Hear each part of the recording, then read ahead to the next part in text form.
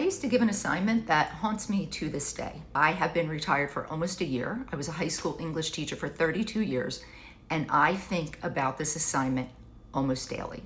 I often wonder if the students who did this assignment in my class stop and think, whoa, we never thought this assignment would become a reality. For context, I taught advanced placement seniors in my literature and composition class, and they were given this assignment in May of their junior year and needed to have it ready to go in September of their senior year. They needed to read 1984, Brave New World, and The Handmaid's Tale. And while they were reading, they had to take notes on the elements of the totalitarian societies, how human freedoms were taken away, how did these societies control their people, what methods did they use? Were they science or technology or intimidation or punishment? And were there rebels in these societies? And when they got back to school in September, I would pose a question to them. And it was, which of these fictional societies do you think has the most likelihood of becoming a reality?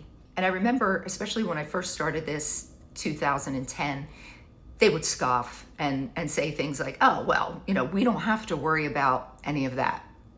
As a class, we would create a Venn diagram of the similarities and differences among the three societies. And then after all of that, I would ask them to break into groups based on which fictional society they believed had the most likelihood of coming true. And from that point on, they prepared a debate. The group for The Handmaid's Tale would always bring up gender-based authoritarian regimes. They would cite Saudi Arabia, North Korea, the Taliban in Afghanistan, the places where women were literally and metaphorically silenced in every single way.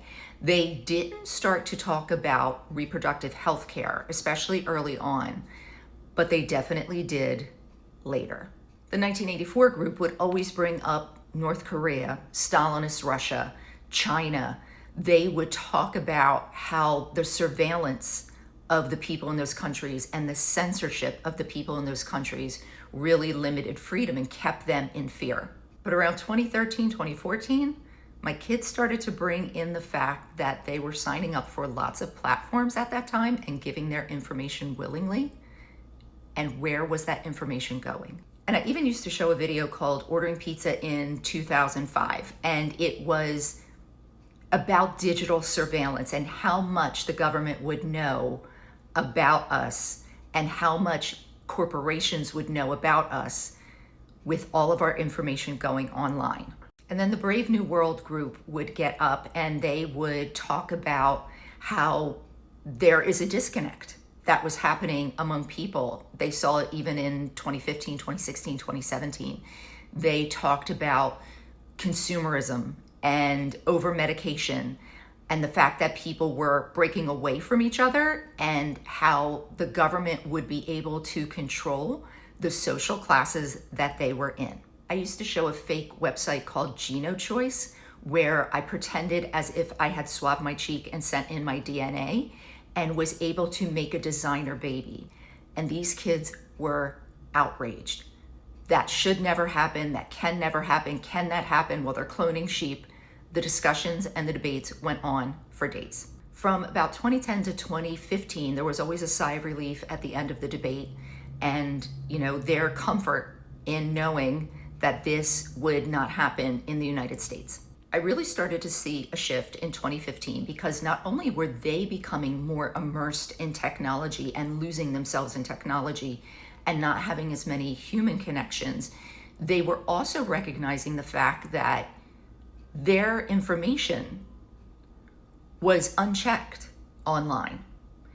And they didn't know where it was going, but they also didn't care, but they were a little bit nervous that they didn't care, but also wanted to immerse themselves in this new technology. So the last year that I did this and we did the Venn diagram, there were lots of questions of not if, but when. The news articles that they were getting were no longer from overseas. A lot of them were coming from within the United States, and that made them very nervous. A lot of the discussions went into political parties and ideologies, and I let them debate among each other It's not my place to put my opinion in there, but I saw that there was definitely a tension that was rising that could get out of hand, and there were factions developing very strongly. And I am not a poli-sci teacher, and there could be lots of complaints. Our once very clear and very distinct Venn diagram had become a circle. And that's why this assignment haunts me to this day. Years ago, I posed a hypothetical question about fictional societies to students who were incredulous about it ever becoming a reality. And now here we are. It is no longer hypothetical, and it is no longer fiction. My wish is that this dystopian combo novel that we're living in right now has an epilogue that has a glimmer of hope for the future of this society. Let's make Orwell, Atwood, and Huxley fiction again.